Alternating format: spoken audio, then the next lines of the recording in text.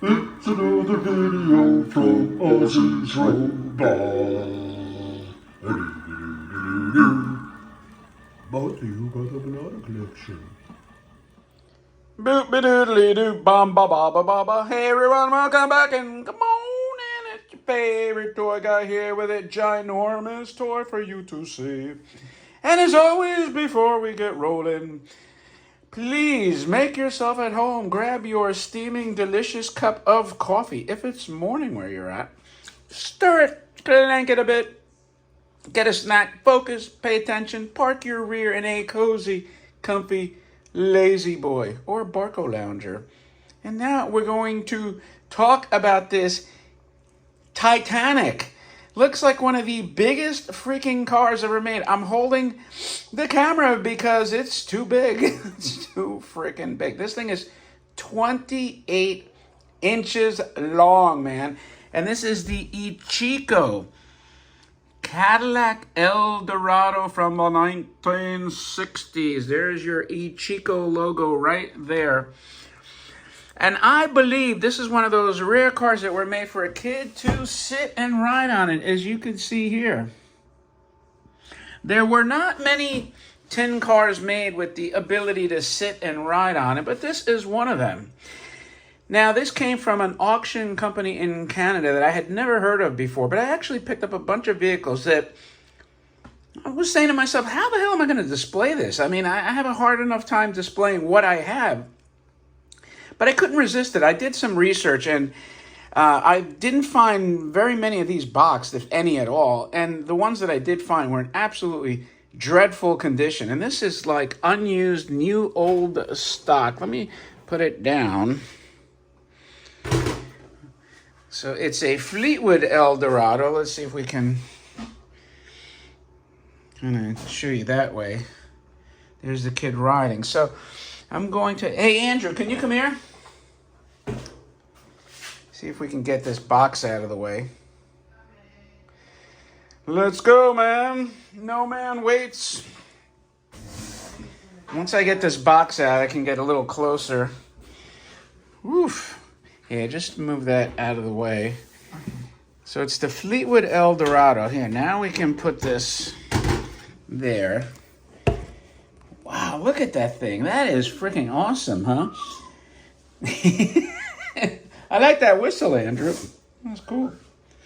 So anyway, now how come this thing doesn't collapse if a kid is riding in it, right? Because tin is not that structurally sound. And you might be saying, there's no freaking way tin would support, 40-pound kid, let's say. And you know how they were clever? They put this thick steel reinforcement shaft in there in the middle. Look at that thing. That's about an inch square tube of structural support to prop up the roof. Now, while we're in here, other than the dust, check out how cool that dashboard is in there. All tin, man. Lithograph seats. Nice wheel covers. Kind of reminds me of the Tornado. These were the front wheel drive, kind of 67, I would guess.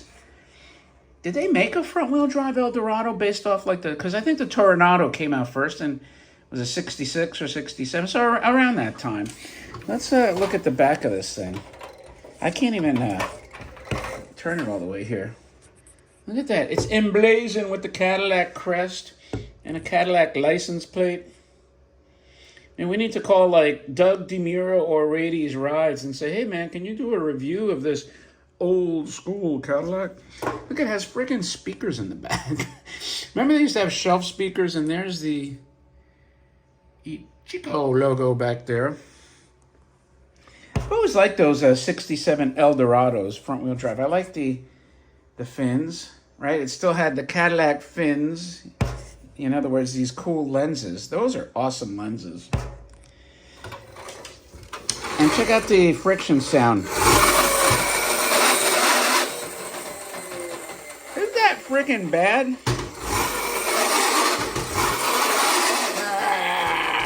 That sounds freaking awesome.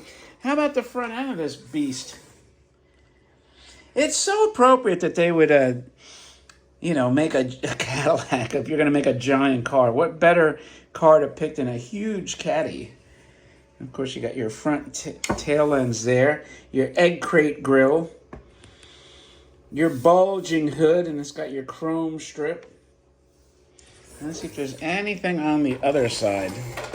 I'm going to pick it up. Oh, this thing is heavy. I could do curls with this thing. Build up my biceps. The paint is shiny. This thing really is.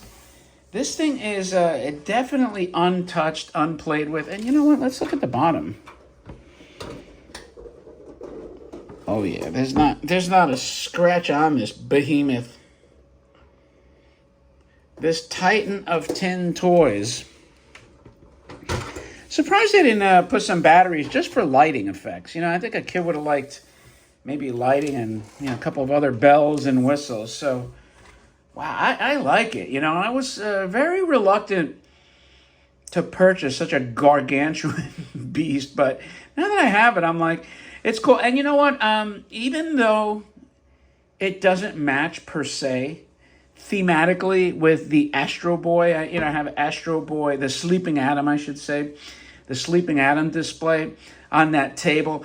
I'm going to put these giant vehicles underneath there because A, they're from the same era, and Astro Boy drove all kinds of vehicles. And there's nowhere else to fit them. And what else am I going to put on that second shelf? So they're going to be open. They're not going to be enclosed.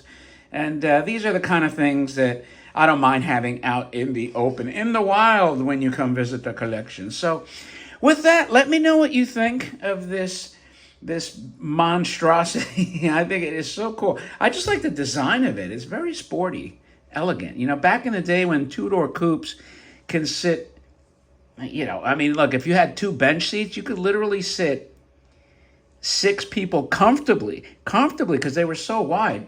And you think about it, a lot of SUVs you can't even get. You're lucky if you get 5, and usually in the back somebody's pretty squattish. So for a 2-door car to accommodate 5 or 6 people, if it had buckets, obviously 5. But if you had bench seat in the front, bench seat in the back, at the end of the day, as I close this off, I gotta say, the aesthetics of a console look nice. Console with a console shifter. Of course, now we don't really need them. So we might have dials, gear selects. I know Mercedes puts them on the stalk, the gear select. So you don't need that stuff. But there's very few, if any, manufacturers that will reintroduce the bench seating option front and back, which gives you the ability to have the extra seating. And I don't know why, because I think it was a good idea. And especially in electric cars, that you don't have any transmission or drivetrain hump.